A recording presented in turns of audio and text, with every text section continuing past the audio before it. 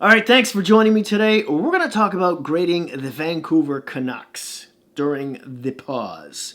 Now, before we get started, I just want to ask you to please like, subscribe, hit that notification bell, which will alert you when my next video comes out, which will be about, by the way, the Toronto Maple Leafs. Now, the Canucks feel like this team in the middle right now, don't they?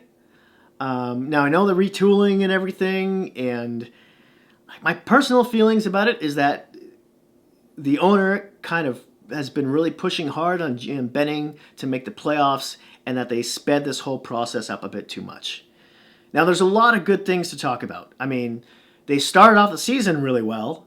They kind of pooped the bed in November, and then continued to play well until about March and February, and they kind of slid right off. Right around the time Markstrom got hurt, right?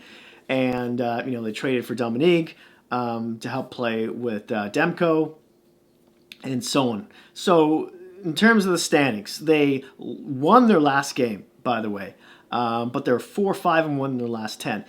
They sit in 78 points, tied for the last wild card spot, which is held by the Nashville Predators.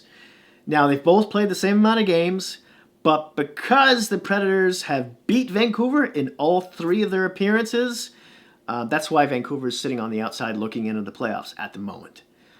So that's how it goes. Now, the goaltending. Markstrom, as I mentioned, got injured. But until then, people were talking about him being nominated for the Vezina Trophy. Now, he had a 918 save percentage in 43 games. And he, with a 2.75 goals against, he just looks spectacular some nights. He really saved their bacon. And right now, Thatcher Demko is not doing that. Now, the kid has definitely got potential. He's looked great on some nights. But it seems like almost every game he's letting in a soft goal. Now, he's got a 905 save percentage in 27 games so far this season. He's not ready yet, and I know Markstrom's going to be UFA at the end of the season, and Canucks are going to have issues re-signing him. We'll see what happens there. They went out to get Dominique to help back him up, and they've just been on a slide. And their defense just isn't, the team defense isn't quite good enough to make up for that right now. But, I mean, this pause could be a huge thing for them, right? If that gives Markstrom enough time to get healthy again and jump back in the net, if the NHL continues with the regular season, so that they can make the playoffs in the first place. We'll see. Without Markstrom, my optimism just isn't there. I'm sorry, Canuck fans, but let's talk about that defense. Let's talk about some good news. Quinn Hughes has got like 53 points so far this season. He's just a dynamo on that power play as well.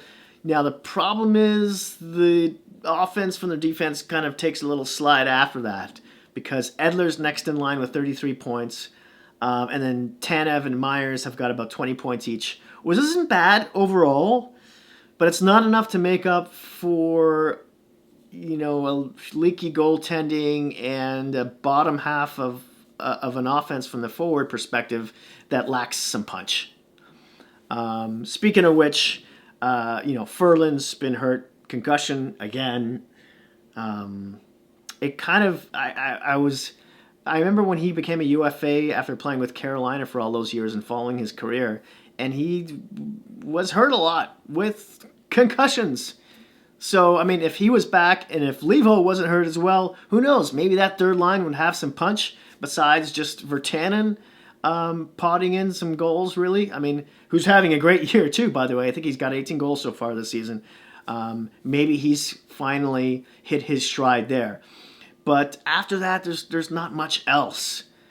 And so from a forward perspective, although they went out and got Tyler Toffoli, and he was a big boon for them, I think he's got almost a point per game, something crazy like that.